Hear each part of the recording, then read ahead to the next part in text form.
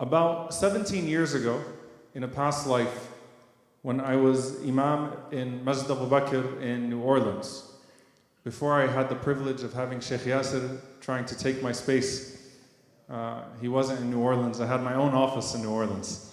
And it was very private, by the way. It was actually the library as well. It was really something special. You should see it one day, Sheikh. You can visit one day. But in a previous life, 17 years ago, I remember vividly, in the last 10 nights of Ramadan, I gave this lecture about making sure that you catch Salatul Isha and Salatul Fajr in Jama'ah and how special it is, and to push yourselves as much as you can. And then I was feeling a little bit tired after Taraweeh, so I said, you know what, let me just go home, let me grab something to eat, and let me kind of refresh myself, and then I'll come back to the masjid and I'll finish the night with the people. And we actually used to do like a khatira at the tahajjud time as well. And then I will, keep myself till Fajr there and everything will be good. I went home, I grabbed a bite to eat, sat on the couch. I woke up after Adhan al-Fajr. And it was one of the worst days of my life. I felt so miserable that entire day. Like, how did I miss Salatul Fajr? Not only did I miss Qiyam, I missed Fajr in the masjid on an odd night. I felt nasty, and I realized that there was a trick from shaitan. It was the 23rd night of Ramadan that at that point I didn't feel motivated to even work for the rest of the nights. Because you've always got those people. You know who those people are? Those people are the people that say, man, last night definitely had to be it. I felt so great. Did you see the sun last night? Did you see how wonderful it was? And you're just like, God, that was the one night I felt like I tapped out and I didn't do what I needed to do, and like I don't even feel motivated to pursue anymore. And subhanAllah, at that moment, like I truly came to appreciate a hadith from the Prophet ﷺ that's actually narrated through several routes, and it's a beautiful hadith. And I'll preface it with one that is more well known. The Prophet ﷺ said that if one of you eats and drinks by accident during the day of fasting, then what should he do? He should continue fasting. فَإِنَّ اللَّهَ أَطْعَمَهُ, Allah Azza wa Jal fed him and gave him to drink. Allah at'amahu wa saqa. It was Allah who gave him something to eat and something to drink. Therefore, it was a blessing from Allah subhanahu wa ta'ala that you forgot momentarily, but your actual fasting was not harmed. Now, by the way, this isn't like the person that trips in the kitchen, shawarma falls in his mouth and the water falls in his mouth. I'm not talking about that guy. I'm talking about you forgot for a moment, you ate something, you took a date, whatever it may be. You woke up in the morning, you made your coffee, you thought that today was not a day of Ramadan. Allah is the one. Like the Prophet ﷺ not only said, you should not be ashamed, nor should you be to blame. Allah is the one who gave you something to eat and drink. It was a gift from Allah subhanahu wa ta'ala. Now continue on with your fasting. The hadith that I'm speaking about is a hadith from al-Mu'minin Aisha radiallahu ta'ala anha, as well as Abu Darda radiallahu anhu and other companions. It's narrated through more than one round. That the Prophet sallallahu alaihi wasallam said that whoever intends to pray something from the night, and then he slept through that time that he was supposed to pray, كُتِبَ لَهُ مَا نَوَى.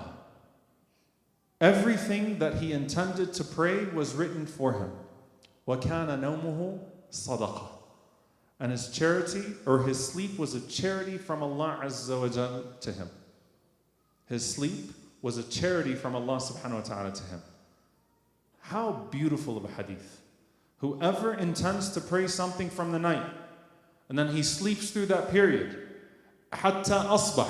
And in one narration, there's so many narrations, غَلَبَتْهُ عَيْنَاهُ, like his eyes got the best of him, he fell asleep.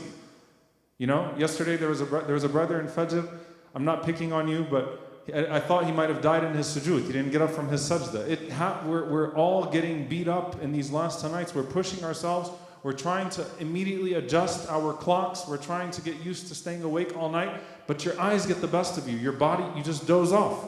And then you wake up. And by the time you try to get back into the mode, especially if you have intended that the last hour of the night you're going to spend it worshiping Allah subhanahu wa ta'ala. كُتِبَ لَهُ مَا نَوَى.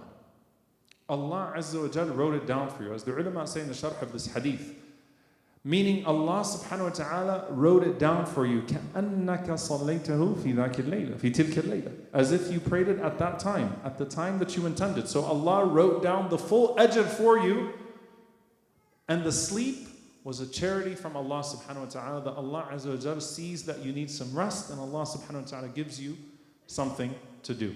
And if you stand up then and pray even after Fajr, meaning after al-duha, then Allah azza wa jalla will credit you even extra.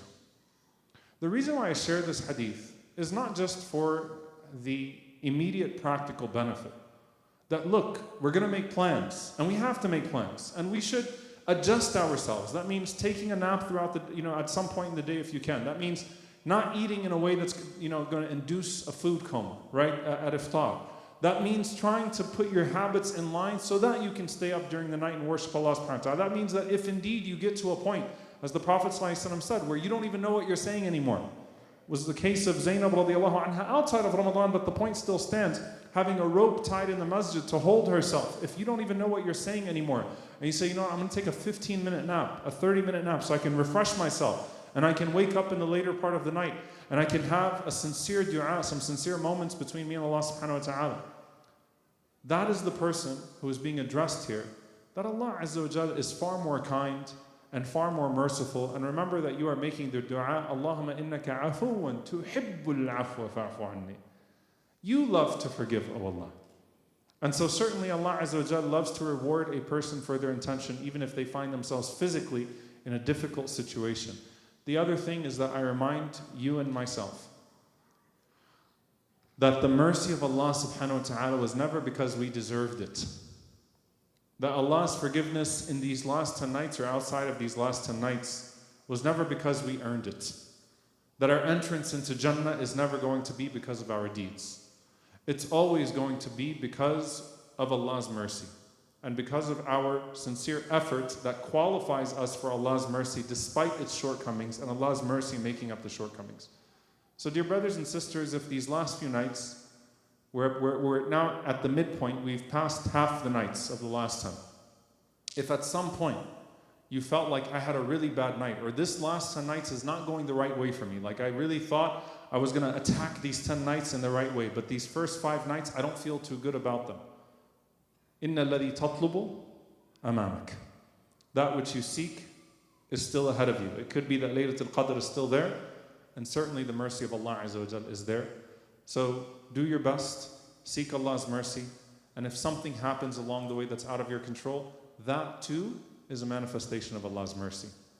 Jazakumullahu khairan, wassalamu alaikum wa rahmatullahi wa barakatuh.